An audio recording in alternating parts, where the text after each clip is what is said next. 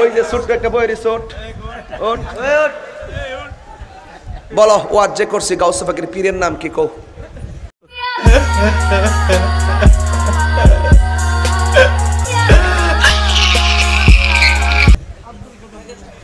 শেষ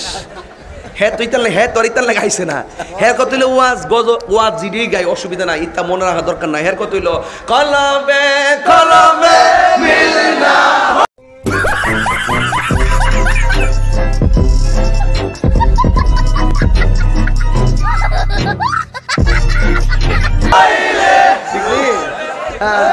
বুঝালাইছি রে মোলা তোরা তেল লাগে আয়স না বাহ পাগলা পাগলা রে দিতা মিটা বুঝে না পাগলা রে জিলাপি দিও না যায় না ভালোবাসা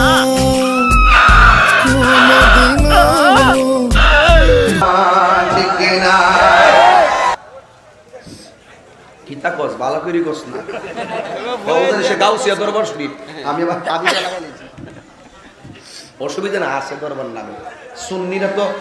অনেকে কয় আর মাদ্রাসা আছে আমরার দরবার আছে কথা কোন ঠিক না নাম্বার 1 মুফতি গিয়াসউদ্দিন আত-তাহিরি এই লোকটি সম্পূর্ণ একটা মুশরিক আমরা কি কম নাকি তা কথা কোন ঠিক কি না এই মানুষটির যন্ত্রণা ওয়াজ কথা না তো দোয়াটা করে আমরা করে দিছি জীবন মনে দেখছে না তাহিরি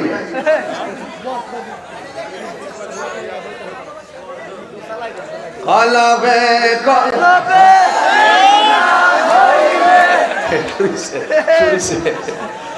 আমি এই লাইনটা আসতে দিতাম না ঠিক আছে এই লাইনটা আসতে চলবে না ঠিক আছে ঘুম নাই সবাই ঘুম ধরে না মরিছে মানে ঢেলে দিছ মারহাবা গন এটা এশকের আগুন কথা কোন ঠিক না ঠিক